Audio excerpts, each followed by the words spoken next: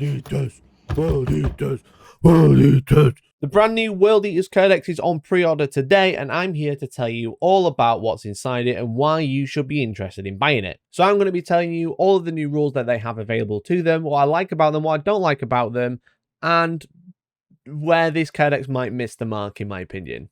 But there's a lot to get through, so without further ado, this is the World Eaters Codex. The World Eaters dedicate themselves to the god of blood, the god of skulls, the god of anger, the god of everything, and it's reflected in a lot of their rules. So detachments have a similar restriction to other detachments for Chaos Legions, such as you can only have one Demon Prince in each detachment, but that is interesting because most armies limit it to one Demon Prince or Lord, but this is just one Demon Prince. It looks like you can take multiple Lords in the same detachment. And also you can't have more cultists than other World Eater Butcher Astartes core units. There's only Jackals available. There are no cultists in this book. But, you know, you can't spam Jackals. You've got to take some World Eaters core to go with them. And every unit in the detachment has to be World Eaters or Agents of Chaos, which means you can do some funky stuff with Abaddon, as we've mentioned in multiple streams. I stream every single Monday talking about competitive 40k and talking about rules, janky rules, so you should subscribe and tune in. But for being purely World Eaters, you gain access to unique relics, stratagems, warlord traits, and a very cool ability called the Blood Tithe. Now, the Blood Tithe has been talked about a lot already because this is essentially a way to generate a secondary, tertiary currency that you can spend throughout the game. Essentially, the more you kill, or the more that you lose, all blood goes to the blood god. The blood god is really happy, and you get rewards for it throughout the game. So if every unit in your army is World Eaters or Agents of Chaos or unaligned, so obviously, as we mentioned, you can do funky stuff with Abaddon. You gain Blood Tithe points for doing the following. Every time a unit is destroyed, friendly or foe, at the end of each phase, if any character, monster, or vehicle is killed, you get a Blood Tithe point. And if any Titanic units were destroyed, you get another Blood Tithe point. So you get multiple, one for each unit, and then at the end of each phase, if you kill the character, a monster, a vehicle, you get a point, or if you kill a Titanic, you get a bonus one. And these can be spent throughout the battle, and it's quite interesting because these are spent at the end of any phase, and you can purchase as many as you like at the end of each phase as well, which makes them start to sound very, very powerful. But not all of them are very cheap. All of the buffs last until the end of the battle, bar one, but you'll understand why. But once you've got these, essentially they just remain on. So here are the blessings of the Blood God, or the rewards for the blessings. So you can spend 2 Blood Tithe points for a 5+ ignore mortal wounds. So if you're in the psychic phase, or if there's a weapon that causes mortal wounds, you can ignore that wound on a 5+. For 4 Blood Tithe points, you can have Warp Blades, which improves AP in melee by 1 for every single unit in your army. You can spend 3 on Rage Fueled Invigoration, which essentially gives +1 charge rolls to all World Eaters units. And as I mentioned, all of these are army wide, so once you've got them, and they last until the end of the battle as well, it's going to be pretty insane. There is 5 Blood Tithe points that can be spent for Martial Excellence, where essentially 6s to hit score an additional hit in melee. There is Savage Guidance, 5 Blood Tithe points for +1 to hit in melee. Wrathful Devotion for 4 Blood Tithe points for a 6-up army-wide ignore wound. So any type of wound taken, you can ignore on a 6+. For 6, you can have Total Carnage for 6 Blood Tithe points for 6s to hit auto wound in melee. And the final one, this isn't army-wide, but it is the one that Games Workshop have talked about already. It's called Reborn in Blood. If you have an Angron model and it's already been destroyed, you put it into reserves on 8 wounds and it can deep strike. It can land anywhere on the board 9 inches away. It is no longer considered destroyed and returns on 8 wounds. Now, this is really interesting because 1, Demon Primarch back on the board whenever you like. Really, really good. But also, it is no longer considered destroyed, which I believe for game-wide secondaries such as Assassinate means that Angron would not count towards it unless it's definitely dead, because it says it is no longer considered destroyed and Assassinate is always scored at the end of the game. So you'd have to make sure Angron is dead at the end of the game, which is really hard to do if you keep swinging back for 6 Blood Tithe points, which is obviously not cheap, but it is quite an interesting one. I thought that'd raise that point. Since this is spent at the end of the phase as well, there's no limitation, I don't think, where you could have Angron die turn 1 and then in turn 5 and then deep strike him and charge him. Like, it doesn't say do it as soon as he dies. It's just you can spend these at the end of any phase. So you can even do it in your opponent's turn as well. So there's no limitation, and you can do this multiple times as well. It's kind of expensive, but it is also very, very good. He's only going to be on 8 wounds, which is going to mean he's relatively easy to take down again. But still, having an Angron on his middle bracket on end of any turn is really, really good. So there are 2 ways to play World Eaters. Obviously, that is an army-wide ability. You can run them as World Eaters, or you can run them as an army of renown, known as the Disciples of the Red Angel. Now this is interesting because I feel like this book has been written with 10th edition in mind, because there are hardly any stratagems in this book, which I think it kind of feels like it misses the mark. But I'll go through what we've got. There's hardly any stratagems, and there's hardly any warlord traits or relics for this faction. It feels very, very limited compared to the other Chaos Legions. So I feel like this has been written with the new edition in mind, and maybe a sign of the things to come. So, but let me go through it. World Eaters Legion trait. Relentless Rage. Now, this is very similar to what they used to have, but they get +1 strength and +1 attacks on the charge, are charged, or heroically intervene, which is obviously very, very good. +1 strength is what they used to have. Now they gain +1 attack. They don't need an icon for that. And this is army-wide, so every single unit in the army gains this. And then for being a World Eater, you have access to 3 relics and 3 warlord traits. And this is where I feel like it's really limited. A lot of other armies have like 6 or more warlord traits, or even 6 or more relics, but they only have 3 of each. But they're quite cool. The relics are Helm of the Brazen Ire, which is -1 to wound the bearer. There is the Berserker Glaive, which is an exalted chainblade or axe of dismemberment. That's what it replaces, which is exclusively a lord or a master of executions. This is +2 strength, -3 AP, and damage 2, and 6s to hit, cause 2 additional hits. So quite a good weapon. And also it's +2 strength, and all of the weapons add to the base strength pretty much. It's either strength user or plus strength. So you will get your benefit of +1 strength on the charge with pretty much every weapon that I mentioned in this entire video. There's also the Talisman of Rage, which is select a World Eaters unit within 9 inches and 6s to hit, automatically wound in combat or in melee, which is pretty good. Next up, there's 3 warlord traits. As I said, very, very limited, only 3 options. There is the Favored of Khorne, which is essentially during your command phase, you gain an extra blood tithe point if your warlord's on the battlefield. True Berserker, which is half incoming damage rounding up. And finally, Battle Lust, which basically the bearer or the warlord with this warlord trait can heroically intervene 6 inches rather than 3, and always fights first in combat, which is a really, really good warlord trait. Now, don't get too excited because there is no stratagem to buy an additional warlord trait, much like other codexes, or even buy an additional relic. This does feel very limited compared to other books. I do feel like this is the way Codex is going to be going forward, but compared to like Space Marines, who can buy 2 extra relics, one guy can have 2 warlord traits rather than 1, and they can buy 2 additional warlord traits on 2 other people. It feels very, very limited. But as I said, there's some stratagems. There's not many. So the stratagems available for the World Eaters without running the Army Renown is Red Butchers, which you've already seen, which is 2 CP, a Turbinator, or an 8-bound unit. When they're selected to fight, you can give them +1 damage. It's a really, really good stratagem. It's just kind of expensive. There's Gory Dismemberment for 1 CP, which is core or character, and you use it in the fight phase. 6s to wound, cause 1 mortal wound. This stratagem, when you use it, you can only cause 6 mortal wounds, which is actually really interesting with an upgrade from the Demonic Infusions, which we'll go over soon for the Army of Renown. But you can only cause a maximum of 6 mortal wounds. It's not each unit, it is just 6 wounds can be caused. There is Skulls to the Skull Throne. So when a World Eaters character kills the enemy warlord in melee, you can either gain 2 blood tithe points or +1 to advance and charge rolls to the character that killed it. It's 1 CP if you want one of those abilities, or you can spend 2 to get both at the same time, which is really good because I think that gaining 2 blood tithe points stacks with gaining 1 for killing the character at the end of the phase. So by 1 World Eaters character killing the enemy warlord and spending 1 CP, you get 3 blood tithe points just from doing that, which is not easy, but it's cool. There's then Scorn of Sorcery for 1 CP, which is basically a 4+ deny if you're within 24 inches of a World Eaters unit. There's Blood Frenzy for 1 or 2 CP. You use it when an enemy is selected to fight. You select a World Eaters core unit, and they essentially get fight on death. So it's a good counter charge. So you charge me, you charge my Khorne Berserkers, who just so happen to be core. They will fight on death if you kill them. Now, if you've already fought, you can't fight on death. It's not like you can fight and then die and then fight again.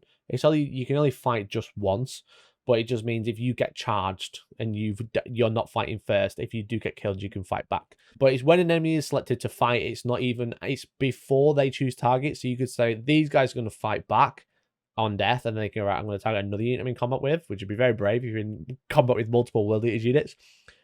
But it gives them fight on death, which is kind of nice. If it's a troop unit, it's 1 command point. If it's not a troops unit, it's 2 command points. So kind of expensive on stuff like Eightbound. There's Aggressive Intervention, which is 1 CP, and a core unit can heroically intervene 6 inches, which is really, really good. And then there's Smokescreen, which is Everyone knows this one. It's -1 to hit against a smokescreen unit. So basically a tank, if it's targeted, could be -1 to hit. And then Icon of Wrath for 1 CP. An Icon unit, obviously self-explanatory. They can 3d6 charge and drop the lowest. So rather than rolling 2d6 and add them together, you roll 3d6, take the lowest one out, and then add them together. And then that's how far you charge. So just a better way to charge, really. And that is all of the stratagems. So if you play just World Eaters, you don't run them as Disciples of the Red Angel, which you probably will. That is all of the stratagems. There's like 8 of them, which is, it feels very, very limited because most armies have like 2 to 4 pages of stratagems.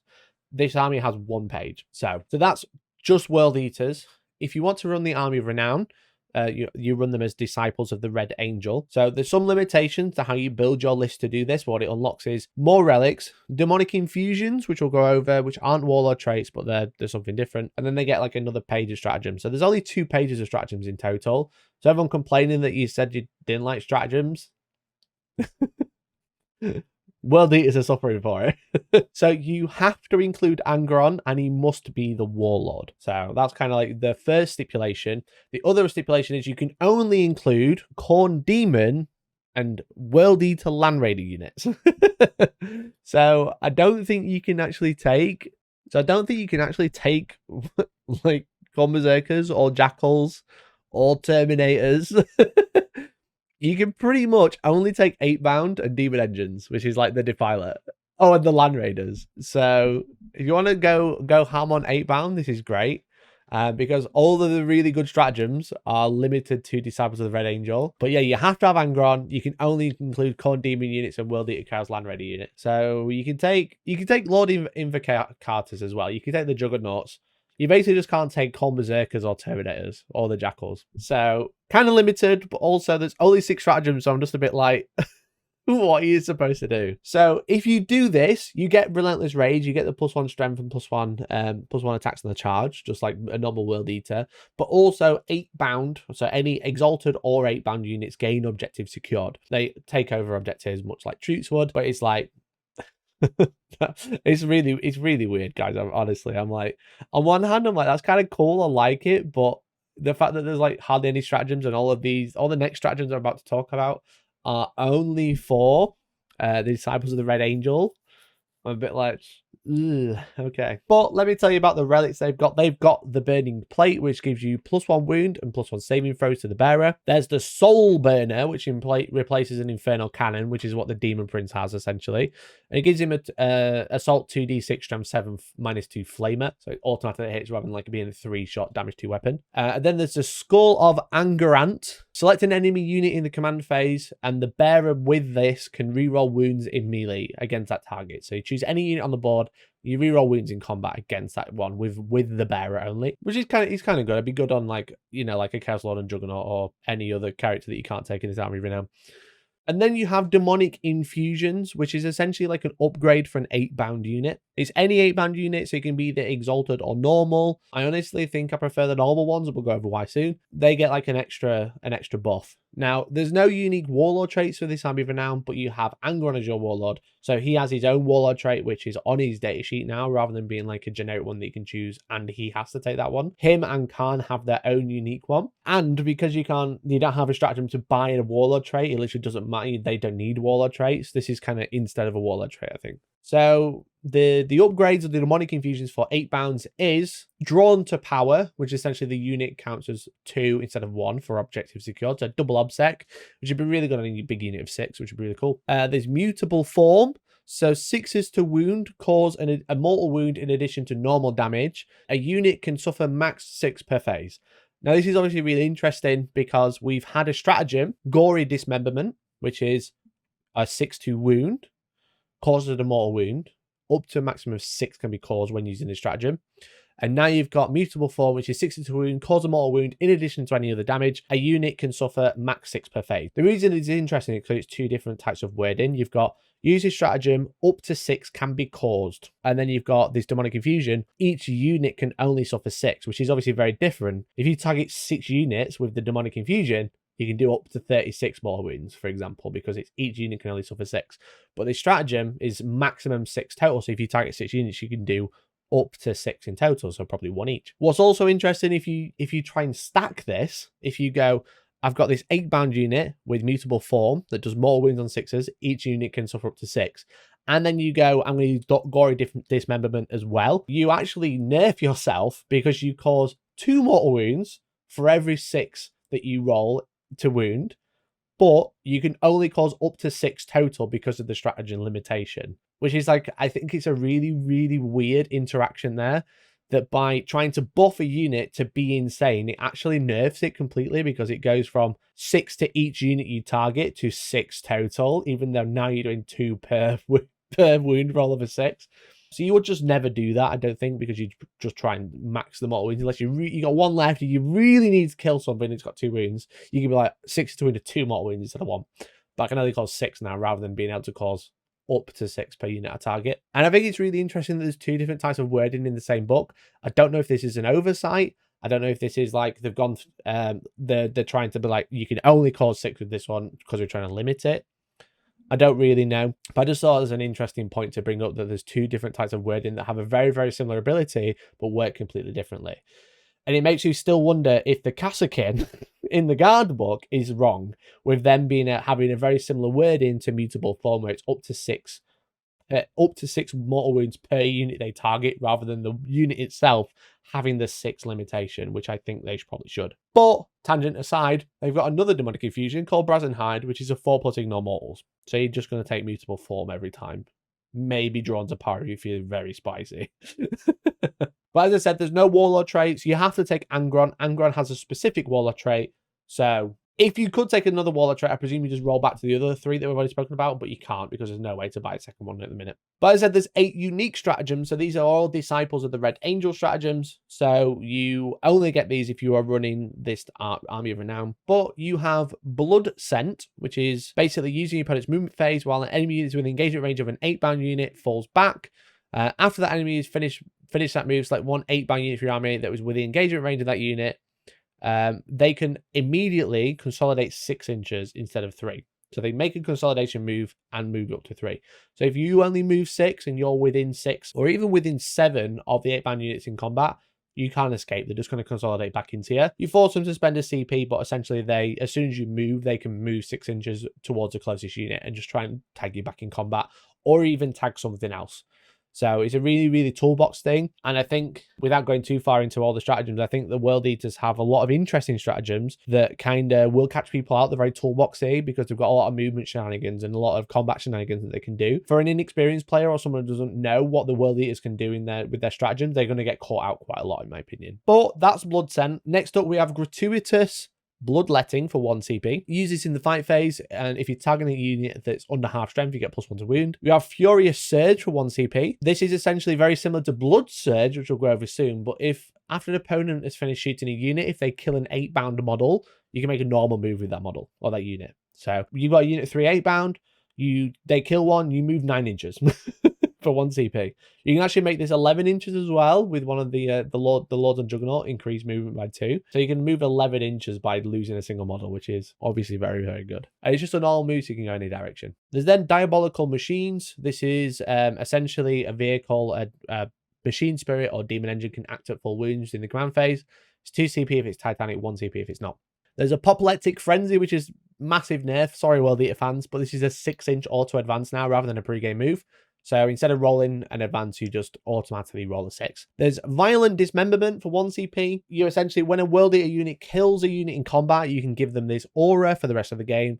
And enemy units within 6 inches of -2 leadership and -1 combat attrition, which is obviously pretty nice. It's a pretty good leadership buff because there's a lot of stuff that gives out leadership debuffs already. For example, 8-bound will have a -3 leadership aura with this stratagem. There's Terrifying Assault for 1 CP, which turns off Overwatch and set defense. So when you charge a unit, they can't Overwatch. The unit that is being charged is also -1 to hit when they try and strike back. And then there's Bloodthirsty Determination, which is 1 CP to ignore charge modifiers. So if you're charging over craters, over woods, or anything else, things like Custodies with their trip mines, I can't remember what it's called, but you can ignore that for 1 CP. And that is it. That is all of the stratagems. That is all of the warlord traits. That's all the relics and the demonic confusions. As I said, compared to every single other faction, they are very, very limited in comparison, which is quite interesting. Again, only 3 warlord traits. There's 16 stratagems in total, which is like nothing. Most armies run 30. There's 2 extra warlord traits which we don't know, but are only on Khan and Angron. But that's it. There's also no data sheet special rules, really. Pretty much, there's like no generic ones. There's just a couple of like deep strike, blood type, etc. There's no like massive 3 pages where it explains what a bolt weapon is, etc. So let's talk about the data sheets and then the points. So we have Angron to start with, which you've probably already seen his data sheet because Wargaming community have already talked about it. But essentially, as he loses wounds, he loses 4 movement and 2 attacks from his profile. He gives out Chapter Master reroll, so he chooses a unit within 6 in the command phase and they reroll all hit rolls. He has a 4+ invulnerable and a 2 up armor save, which is like 2 up armor save is obviously really, really good, but there's nothing like out here that you've not seen before. So normally with a Primarch or a Demon Primarch, they have a Chapter Master reroll. Again, choose unit, reroll all hits, and then they have a reroll ones aura within 6. But instead, Angron has 3 options to choose from. So you choose one at the start of the turn or the start of the command phase. You can either +1 attack to core units within 6, reroll hit rolls of 1 in melee for all World Eaters within 6, which is actually pretty good because usually it's core units reroll 1s, but this is just reroll 1s for every unit. And then Righteous Slaughter, which is you can't fall back if you're within 6. So this is friendly or enemy units, but obviously quite interesting for enemy units because they can't fall back, which is really, really good. So you can charge them into somewhere and lock down an army and force them to stay in combat with Angron, which you never want to do unless you are yourself Angron or Scarbrand. But that's instead of his reroll 1 Zoro, which I think arguably is probably cool. It's pretty cool because you can choose each turn. But yeah, but then he has a warlord trait called the Red Angel. And essentially, this is his unique warlord trait. He gets this one instead of any other ones. And within 6 inches, enemy units can't use objectives secured. So obviously, holding objectives is how you win games. Obviously, the 8-bounder objective secured when you're running with the Disciples of the Red Angel. And then he can turn off objectives secured whilst you're within 6, so you can start taking objectives from enemies very easily. And then finally, he's got the Supreme Commander keyword, which we'd probably already expect, and he's got Warp Locus, which is obviously really good for deep striking Khorne Demons. If you are running Khorne Demons with World Eaters, which you can do in Arcs of Omen, it suddenly becomes quite interesting because he's got the Warp Locus keyword, so you can deep strike within 6 of him. And more than 6 away or something like that. So Angron's pretty good. He's 360 points. We'll go with the points at the end, but he's 360 points. He's very nasty in combat. You could bring him back. He gets +1 strength and +1 attack on the charge. He actually has 13 attacks on the charge at strength 10. And obviously his weapon will make him strength 15 in combat. And his auras are really, really good. Obviously giving out +1 attack to core units, which is cool. If you choose Glorious Bloodletting, he rerolls 1s to hit himself in melee because it's all World Eaters units. So he is pretty strong and he's going to keep coming back if you've got enough blood type points. Again, the problem is that you're limited by stratagems that Angron can use, but it feels like the World Eaters just have raw power on their data sheet rather than having stratagems, which I think a lot of people would be quite happy with. But also him having the Warp Locus keyword makes him very interesting for an ally for Khorne Demons, like dropping in Bloodletters or dropping in Scarbrand near him and stuff like that. So I think there's going to be a lot of shenanigans that you can run with this, so we're quite interested to see what people come up with. So next up, we have Angron's faithful man, the Khan the Betrayer. So Khan has lost Fight Twice. So there's no Fight Twice or Fight Again abilities in this codex, which is a bit of a shame. But again, they've just got like raw data sheet firepower and raw energy and raw power on the data sheets now. So he's strength 6, 9 attacks and 6 wounds, so obviously 10 on the charge. And he's essentially a lieutenant. He gives out reroll wounds of 1. His other ability, the Betrayer. So at the end of the fight phase, if he's within 3 inches of any friendly unit, so even if he's not in combat or fought that phase, but if he's within 3 inches, you roll a dice on a 1, he'll do 2 mortal wounds to one of those dudes, or one of those units. And then Gore Child is strength user, so strength 6, -4 and 3 damage. So obviously he's going to be rocking in. If he charges, he's going to be going in at strength 7, -4, damage 3 with 10 attacks, which is pretty good. Now, again, he doesn't fight twice. That's probably why he's got so many attacks. But his unique warlord trait is called Arch Slaughterer. If 6 or more enemy models are within 3 inches of him when he's chosen to fight, he gains D3 attacks as well. So on the charge, 10 plus D3 against a unit of 6 or more.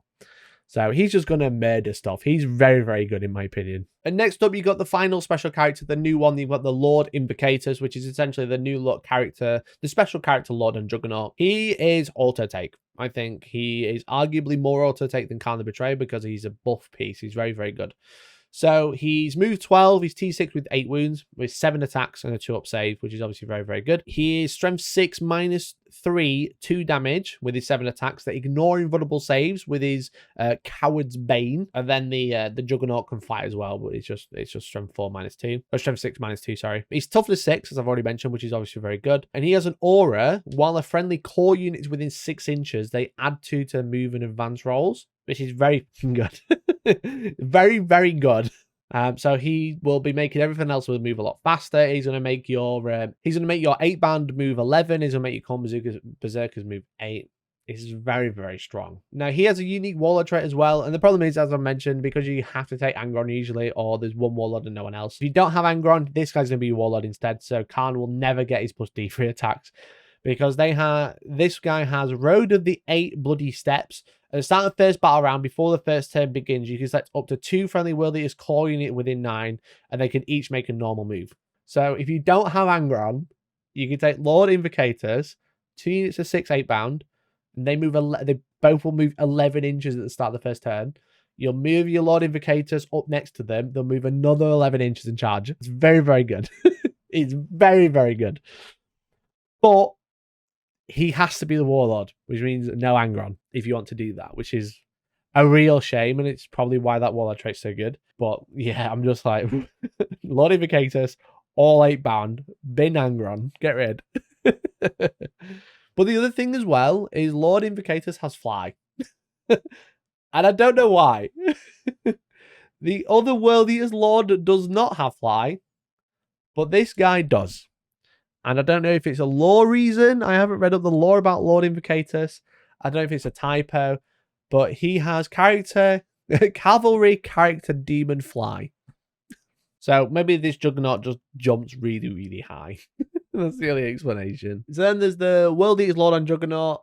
Very, very similar. He has the core move an extra 2 inches, which is really, really good. He's got 4% run. He's only got 3 up save. He's got an Exalted Chainblade, which is strength 6 minus 2 damage. And he doesn't have the cool Warlord trait. And he doesn't have fly either. So why does he fly?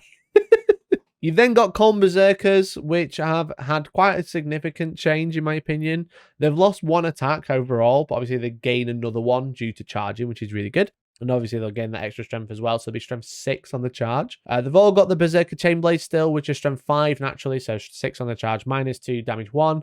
And then 1 in every 5 can now take the Eviscerator, which is obviously the big chainsword, at strength 8, minus 4, 2 damage, or strength 9 on the charge. The Icon, obviously, because you're already getting +1 attack just for charging because you're a World Eater now, the Icon now, if you make a Blood Surge move, rather than automatically failing the action, you automatically pass the action. Obviously, you don't know what a Blood Surge move is yet. I'll tell you in a second.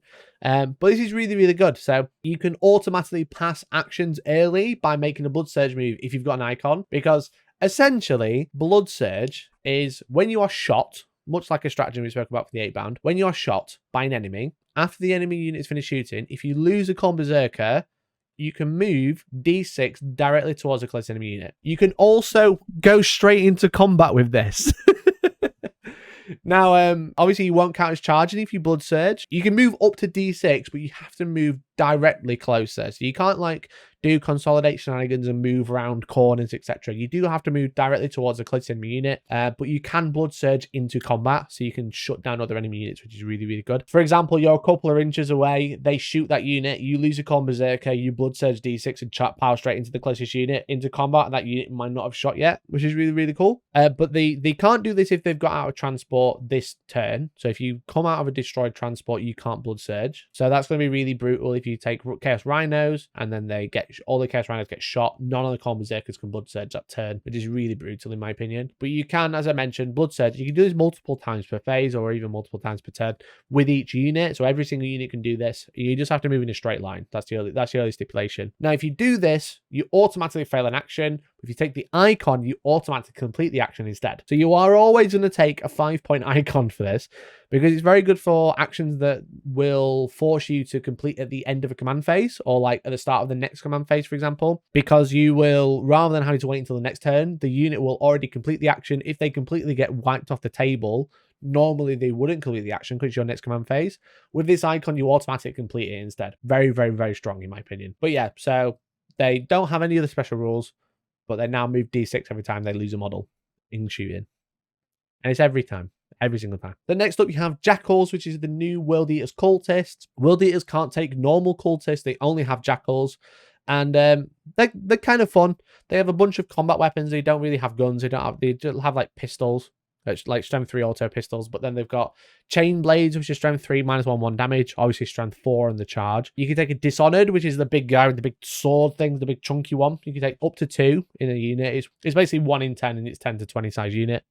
They can have heavy weapons like the Mauler chain blades, which have naturally strength 5, -2 damage with -1 to hit. Or the Skull Smasher, which is strength 3, -2 damage, but you get 6 attacks rather than 3. Obviously, on the charge, you get more attacks and more strength. They've got once per game Jackal Stim, where they essentially take D3 mortal wounds and they gain +1 strength for the rest of the phase, which makes them kind of punchy. They're kind of cheap as well. They're like 7 points a model, but they're just cultists essentially, which they don't really have a good transport system bar rhinos, and they're not core either, so they don't benefit from a lot of the abilities. It's only really like core berserkers, 8-bound, and terminators that are core. Speaking of 8-bound, 8-bound was shown off on Warhammer Community. They've got a very, very good profile. They're essentially possessed. They're essentially World Eaters possessed, just a little bit better. They're all equipped with 2 eviscerators, so they're going to be going in with 6 attacks plus the charge, so 7 attacks at strength 6 naturally, 7 on the charge, -3 2 damage, because they've all got 2 eviscerators. Champion has lacerators, which are strength 7, 8 on the charge, -3 3 damage, which is very, very good. And obviously he has 5 attacks rather than 4. And these have some interesting rules. They have Demonkin, so they have a 5+ invulnerable save, much like Possessed. They are fearsome, so they have an aura of -1 leadership. And then they have a rule called Blood Scent. If they go into Street Reserves, they can come on. They count as being in a higher turn from where they can be placed, including in Battle Round 1, which it does mention. So essentially turn 1, you count it as turn 2 for arriving on the board, and then turn 2, you count it as turn 3, etc. So these have like a really decent transport system, and that's probably why I'm more interested in 8-bound rather than the Exalted 8-bound. They're also core. They're really, really good. They've got an option to a heavy chain glaive as well, which is strength 7, -3 1 damage, but you make 2 attacks instead of 1. So 10 attacks on the leader, on the champion. But I think the lacerators are probably better. And they can be taken in 3 to 6. So like again, if you're not running anger on 2 bricks of 6, Lord Invocator, move them 11 pre-game, move them 11 again, charge and kill everything. Very, very good. Then you've got the Exalted 8-bound. So these are max unit size of 3. Their weapon skill 2, but they are not core. So they're good, they're better, but they don't quite get as much. But they've got better weapons because each one is equipped with an Eviscerator and a Chain Fist. So Chain Fist is strength 9, -4 2 damage. And if they're equipped with 2 Chain Fists, they become damage 3 instead of damage 2. The champion can take 2 Chain Fists, which you'll see a video of coming up soon. You'll see why you want 2 Chain Fists. The Exalted 8-bound have Warp Strike, so instead of the Strategic Reserve shenanigans, they can just Deep Strike, which is really cool. So they can Deep Strike 9 away, which is decent. Deep Striking is kind of nice. It's only unit 3 though, which is probably the downside, with only 3 wounds each. But they have the -1 leadership aura for being fearsome, but they have a 4+ invulnerable save for being very exalted instead of 5. But they have a unique aura. Instead of the Strategic Reserve, they have another aura called Blood Fury. While in a unit within 6 inches, excluding vehicles, if that unit tries to fall back or perform an action on a 4+, it's automatically failed. So you can stop stuff falling back near Exalted, and you can stop actions going off as well, which is really good. But they have to start the fallback or the action within 6 inches. So obviously there's ways you can get around this, but that's quite a big aura for a unit of 3. And again, if you're deep striking them around the board, it's going to be kind of nice. So you can just stop them falling back from you and turn off actions, which is really good.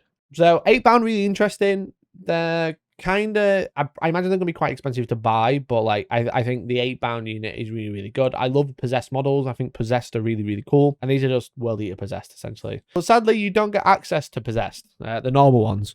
What you do get access to, and from what I can see, barring the Demon Prince's Infernal Cannon, which is like a 3-shot strength 7 -2 2 damage weapon, that's a shooting attack, you have access to a bunch of generic Chaos Spaceman units, such as the Master of Executions, the Demon Prince, the Terminator Squad, the Hellbrute, the Chaos Spawn, the Chaos Land Raider, the Defiler, the Predator Destructor, the Predator Annihilator, the Forge Fiend, the Mauler Fiend, the Chaos Rhino, the Helldrake, and the Corn Lord of Skulls. I'm pretty sure all of these data sheets have been ripped straight from the Chaos Spaceman Codex. If I've missed anything, I'm sorry. It didn't look that interesting.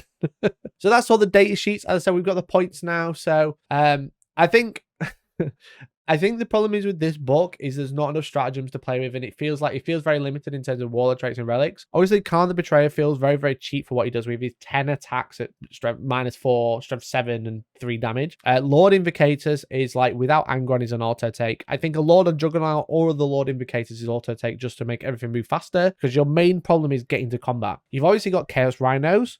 Now, if you get out of a Chaos Rhino, and if you're shot out of a Chaos Rhino, none of those units can Blood Surge. Or like if you get out of a Predator, if you get out of a Land Raider, you can't Blood Surge. The Rhinos can only carry infantry, they can't carry 8-bound. So 8-bound are stuck in a Chaos Land Raider, which is why you can only take 8-bound Angrons and Chaos Land Raiders in the Army of Renown. But they are 40 points a model, which is relatively cheap for what they do, I think. I think that is quite cheap. I think people are going to be trying to take as many as possible. But I think the strength of World Eaters relies on just their raw damage output, you know. Doesn't feel like there's like a really broken thing, barring the 8-bound doing 6 mortal wounds to each unit for the Demonic Confusion. That feels very, very good. But other than that, it's just tricks. It's watching out for the Blood Surge, watching out for the free moves when you kill an 8-bound. Because it's a free move of 11 inches, guys.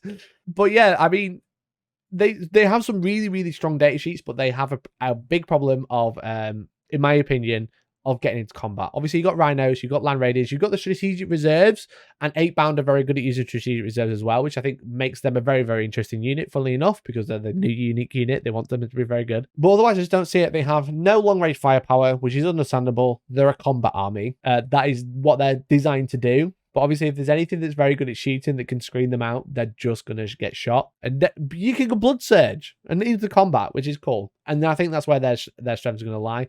It's the little tricks of being able to move around in the opponent's shooting phase, be able to automatically complete actions in the opponent's shooting phase, and be able to move into combat, etc., and stop people falling back. That's kind of like their thing. I think what you're going to see is Angron taking the no fallback aura, the 8-bound charging in with him, the exalted 8-bound being like a secondary or secondary, like you can't fall back either, just to try and just ram your opponent in their deployment zone and don't let them score, and hope you kill stuff fast enough that they can't score in the game. Because ultimately, unless I'm missing something, I don't see anything that like really jumps out. I just think 8-bound are really good, but they move kind of fast. They don't fly, unlike Lord Invocators. They don't fly. They're probably going to have to use Strategic Reserve to be able to get into combat early. And then if you can pull away from them fast enough, then it's not going to be an issue. Their biggest trick is going to be shooting a unit that you want to kill because it's going to charge it and then it moving out of the way. What's also interesting is there's no chapter approved rules in this. There's no secondaries. Obviously, secondaries are found in the Arcs of Omen mission packs now. But if you are playing casually, and you don't have access to an Arcs of Omen pack because you're playing with the core rulebook, for example, there are no secondaries in this book, which is a little bit of a shame. This feels like a 10th edition codex. It feels very, very different to any other codex. I'm just kind of going to scroll through now to see if there's anything else I've missed. It feels very, very different to every other codex we've had, even as recent as the Guard one, as the Astra Militarum one. It feels very, very different. It feels very, very weird. There's hardly any stratagems, hardly any warlord traits, hardly any relics. You can't buy extra warlord traits or relics. You can't give a unit like Exalted 8-bound a unique warlord trait or relic, barring the Demonic Infusion. You can't like buy them a relic like you can with most other things. And it just doesn't feel like a lot. And there's no secondaries, for example. So I think this is a sign of things to come. I think a lot of new codexes are going to have very limited stratagems, because it's been one of the biggest complaints of 8th and 9th edition is stratagems are too hard to remember, too hard to keep up with. We don't like it. Me personally, I really like them. I think they're really fun. I think they're a really fun aspect of Warhammer or Warhammer 40k. But I can appreciate when there's loads, when you're running Space Marines who have 4 pages of stratagems and you have a unique supplement that's another 2 and you run it as an Army of Renown, which gives you another 1. It can feel a bit much. It's going to be interesting. World Eaters look fun. Don't know if they look strong. I think they just look really fun. And that's kind of what we want.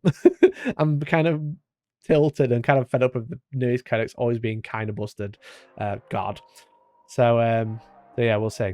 But I'll be live on Monday at 6 p.m. as I am every single Monday, talking all about World Eaters. After I've had like another deep dive, after I've read everyone else's reviews and had a look at what everyone else has had to come up with, and kind of going, actually, they're really interesting. I think they've got some really good tricks. I think a very skilled opponent is going to play them very, very well. I just think if you are a casual player, you're going to be very tempted to charge straight into combat, and you should. You're a World Eater. So that's it. So thanks for watching. Thanks to my members. They keep the lights on. They keep the channel going. And thanks again to Games Workshop for sending the codex through. And hopefully I'll catch you on Monday at 6 p.m. talking live, or 6:30 p.m. We're talking live all about new World Eaters. So catch you then, and bye-bye for now. Bye.